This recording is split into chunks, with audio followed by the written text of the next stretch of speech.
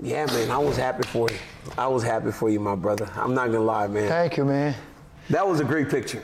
That like, is, I mean, we were out there hugging like brother. I have that picture over there, you know. Because some fan, because I got all the mails, you know, for fan mails, and they send that picture, and the guy said, "Keep one," and I have it, but I forgot to bring it. Because I wanted you to sign it, man. I need to be You're the champion. I got to be getting your autograph. This guy right here, Glover Teixeira. Wow. Guys, I am here with not only the UFC light heavyweight champion, but my friend Glover Teixeira. Dude is, you're the man. And I mean, honestly, I'm so happy for you because I've seen so many ups and downs, right? Yeah. So what did it mean to you for it to almost be universal praise? Because very rarely is everyone happy for somebody else's success. I tell you, I'm a hater. Like, I love hating on mugs. I see a dude do good, I'm like, yo, I kind of wish he would have. I wish he would have lost. But the reality is, with you, I was happy. Me and Paul Felder celebrated as if we were one of our teammates was winning. But that felt like everybody did. I felt the love, man. I felt the love. Everybody there was like. That was incredible. It was like almost like it was a surprise for me, you know. Felt their love their way, and I was like, wow, this is all these people, you know, rooting for me. You know, I know, you know, you've been always nice to me. Remember, like first time I think I met you, right away, you very nice guy start talking about Steve Mako. You're like, oh, he got you with the foot sweep, yeah. Yeah, that's the man. But like. You know, I mean, just a bless, you know, because that's what it takes to be, I guess, nice and humble person. You know, people want you to do well. You know. Do well. What's changed for you since you won the belt? Man, more interviews. But you know, I keep saying my life changed when I got in UFC. You know, I had nothing, and you know, my story in Brazil and everything. And come to UFC, and my life changed right there, you know. I don't have, like, my dream store. I wanted to have the American dream, you know. I wanted to have a house, and I bought my house right after Jones fight, and I have a brand new truck, you know. That's what as a kid, I say, I want to have a badass truck, and I did. You know, I actually got the truck when I fought Rampage. Dana said, go get your truck, man. Wow. And all that changed, you know. Now the belt was just like, man, I keep saying, it's the cherry and the cake was just the close up, be in the book with the champions, you know. Now I can say, hey, come here, we're a champion, man, you know. Like, that's it, man. It's nothing changing too much, you know. I don't have that like crazy thing, you know, champion, you know. Just have a normal life. You know, in order for you to get here, right? There was a ton of disappointment, right? You had to go through the Jones fight, then the Rumble fight, and the Gustafsson fight. Like, we learn in these experiences, right? And with all that experience is a lot of knowledge. How much did you take from those moments? And were there many dark days where you were like, man, this is never going to happen for me whenever you were trying to become the champion? Because I remember on multiple occasions, whenever I was still fighting, you would say, DC, me and you next, right? Like, me and you next. You say it respectfully, but you say, me and you next, me and you next. But then something always seemed to happen. But in those moments, you learn. Like, how much did you take from those experiences? You know, don't take this too serious, man. I think for a moment there, I thought I was getting too old, and I wanted so much, you know. And I was trained. I was killing myself, man. For some fights, I you know, can't say about Anthony Johnson fight, you know, but like Gustafsson fight, I was like overtrained, like big time, man, because I wanted so bad. I knew, like, fight Gustafsson, you know, I'm gonna fight for the title, and I trained my ass off, and end up, you know, a bad fight. I went to. But then, what did you change going into the Jan fight, like, or in your last #1 contenders fight, where you're like, okay, I've learned now from those previous #1 contender fights, because we had got to the title against Jones, then we got to the #1 contender fight with Rumble, and the #1 contender fight with Gustafsson, and then you had to do it again to get to Jan Blachowicz? What did you change as you got older to allow for you to get over the hump? Thiago Santos was a fight that I started thinking about it. I was like, I gotta win this fight. I win this fight to get a title shot. And I'm like, gives you anxiety. Here you go again. Yeah. Here you go again, Glover. You know? Really? I look myself at, here you go again. You start. So calm down, enjoy the journey. Whatever happen, just do your best. And you know me with the meditation, with like I'm so into that, and just be in the moment, man. Be in the moment and enjoy the moment, you know. And that's what I'm doing now. So I've been doing for the last few fights, you know, and the results is just coming. And we go back to some of those fights. On the run up to the championship, you'd been hurt in a couple fights, and then when you get these dudes down, you just dominate them. They cannot handle you. You're too heavy. The top pressure is too much for these guys to deal with. But in the Blachowicz fight, there was no danger. Like, did that go better than you ever could have imagined? Because you just beat him. It was like, it's not like he had you hurt. In the Santos fight, you got hurt. A lot of fights. Yes, but with him, you got nothing. Anthony Smith, Cutelaba, you know. Yeah. Pretty But much all the fights you get, even Carl Robinson, I got elbow in the back of the head. I was like, oh, you know. Man, you know, I remember like just so calm, so relaxed, enjoy that moment.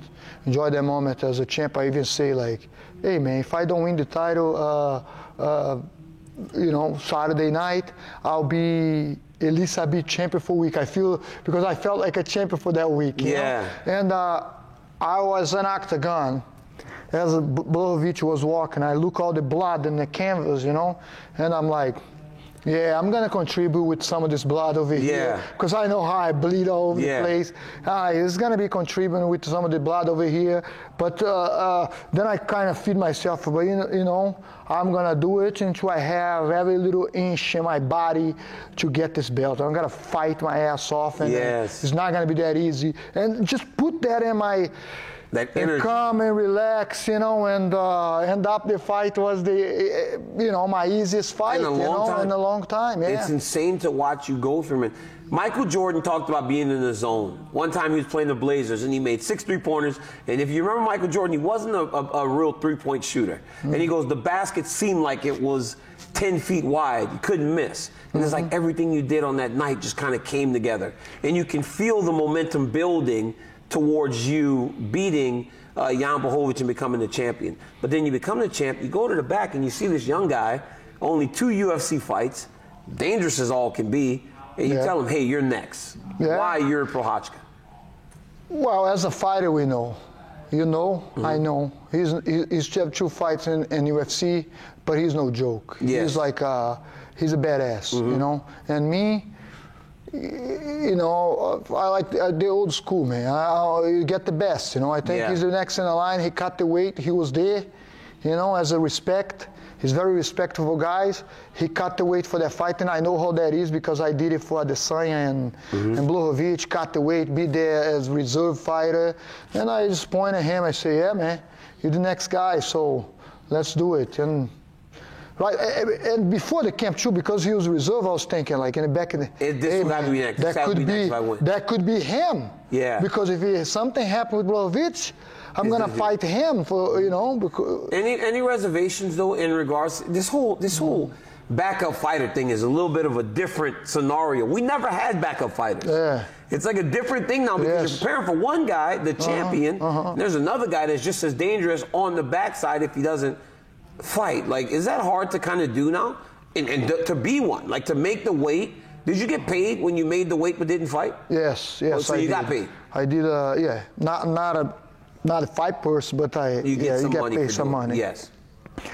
Some money, you know, money to cut the weight. It's not bad, you know. Yeah, no, nigga dying, you don't give me some money. But you know, I wouldn't want to do it, man, because it's tough. Because reality is like you have to train like you're going to fight. To make weight, you got to train. If they tell me, if I give you 20 grand just to cut the weight, you're not gonna fight. Then it's easier, right? I say, okay, anytime. But to prepare for fight, because you don't know. Into that day, DC, I was sitting down on a fight day, right? when Amanda, I wanted to drink a beer, I wanted to eat pizza, I was there, man, so focused, I say, into Amanda Nunes walk, and I'm like, okay, can I eat pizza and then drink a beer now? Now because, I can relax. You know what I mean? Because into that moment there in the co-main event, I was like, oh, no, I had my bag. Especially with the COVID and everything else, too, now, right? Because sometimes guys don't make the fight. There's so many different things and reasons as to why the fight may not happen. Yeah. But you're Prochazka, right? People remember the knockout of Dominic Reyes. They remember him knocking out Volkan Ozdemir, who, by the way, I fought Volkan when he had very minimal fights in the UFC to get a title fight. And when the fight didn't start going his way, that lack of experience started to really cost him. Do you anticipate that this could happen with Yuri this weekend, where he starts to feel like he's a bit in over his head when the fight goes long and things don't start to go his way? I don't know. We see. You know, thing is, I am prepared. I'm just as prepared as I was for my last fight. Like people keep saying, like, how is it feel to defend the belt and be the guy that they go after you now? Instead of the hunter. And so now I'm still the hunter. You know, I forget about that I'm defending the belt, and I'm still the hungry hunter that go after. That's how I train, and we see. You know me, I'm just gonna, you know how my fights, people, you see Thiago Santos, you see all those guys, Anthony Smith, they start good, but eventually I break them. I break them because I hit hard, and the takedowns is there, and if I don't get taken down, I come back with punches, and it's a grind, you know? And his chances to put me out, but, it's not easy, you know. It can happen, but we see how prepared he is. But lost in all that, right, is the fact that Dominic Reyes had success in that fight. Yeah. Volkan Ozdemir had success in that fight, right? Can you look at that and apply that to some of the things that you do, or do you say, you know what, clean canvas, I'm just going to be Glover Teixeira, forget what I saw in those weaknesses against those other guys? If it happens, man, I'm different than those guys. Those guys going up. I see Dominic Reyes in the guillotine with a guard open. You know what I mean?